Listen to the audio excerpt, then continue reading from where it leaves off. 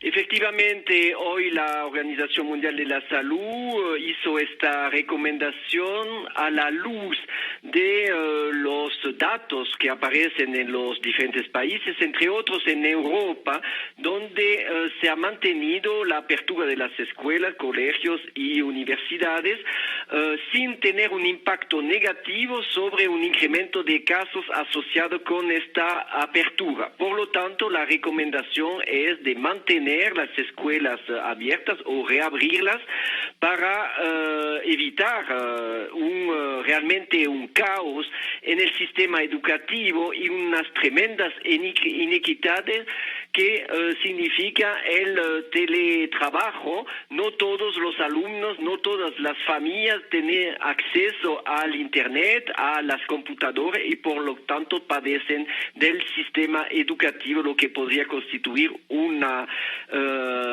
grave, afección para nuestros estudiantes y que son nuestro futuro.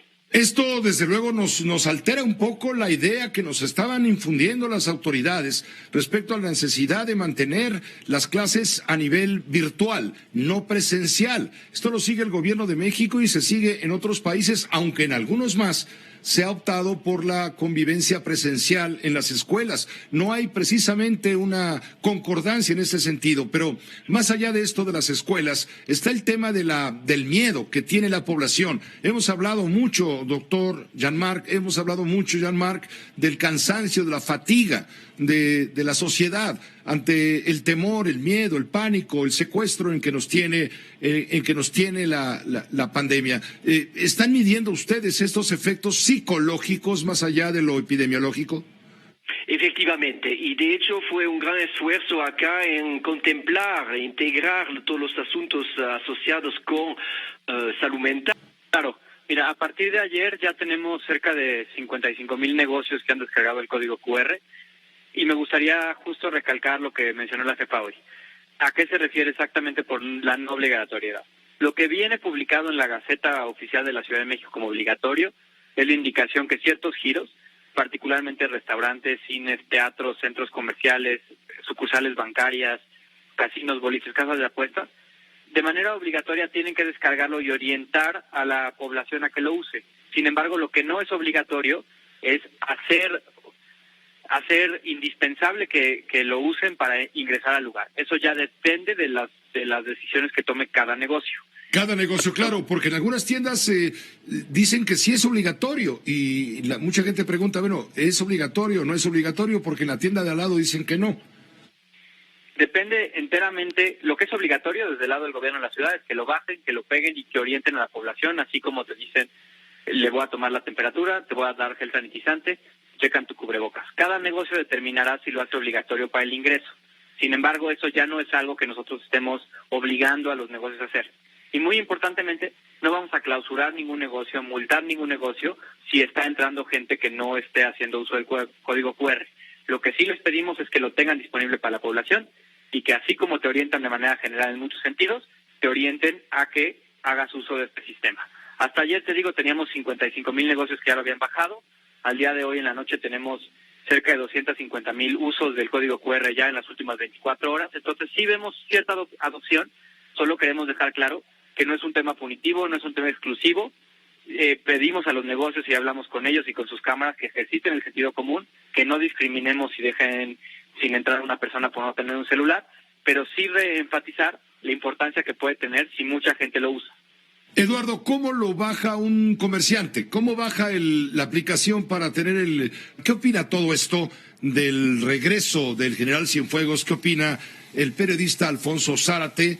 Él escribe Los usos del poder para el diario El Universal todos los jueves. También es presidente de Grupo Consultor Interdisciplinario y colaborador en este espacio. Alfonso, qué gusto escucharte y saludarte, pidiéndote respuesta a lo que hay detrás, a tu parecer, del regreso del general Cienfuegos.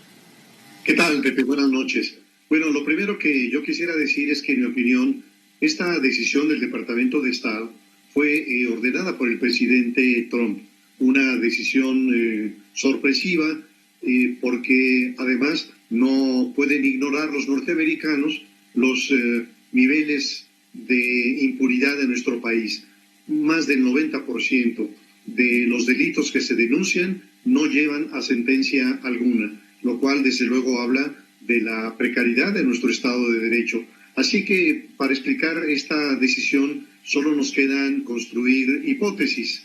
Una primera, Pepe, es que se haya impuesto la razón de Estado, es decir, que no obstante que hubiera evidencias que mostraran la presunta responsabilidad del general Cienfuegos, los americanos decían que tenían pruebas sólidas, hubiera prevalecido el enorme interés que tiene el gobierno norteamericano en México. Tiene intereses en todos los ámbitos, en todos los espacios, y esos intereses, la preservación de esos intereses, reclama una relación especial, una relación de cooperación con el gobierno mexicano, la que sin duda se dañó severamente con la aprehensión del general Cienfuegos, y especialmente se dañó la relación con las Fuerzas Armadas. En consecuencia, la preservación de los acuerdos México-Estados Unidos.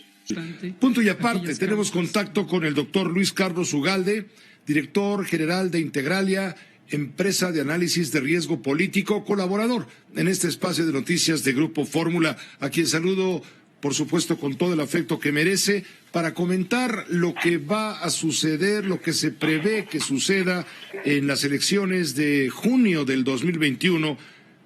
Van a estar en disputa 21.368 cargos y los partidos políticos están negociando con intensidad para formar alianzas. Luis Carlos, es un gran tema. ¿Cómo te va? Muy buenas noches.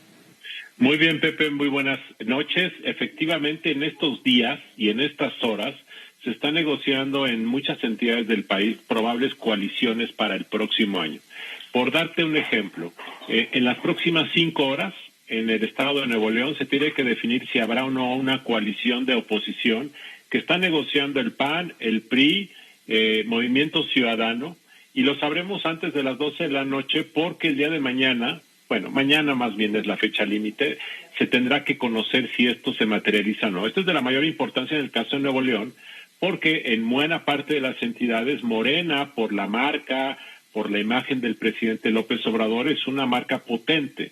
Y la única manera que en muchas entidades tiene la oposición a Morena de ganar es coaligándose. En este momento se está dando los últimos toques para ver si se da una alianza entre el PAN y el PRI o entre el PAN y Movimiento Ciudadano o no hay nada.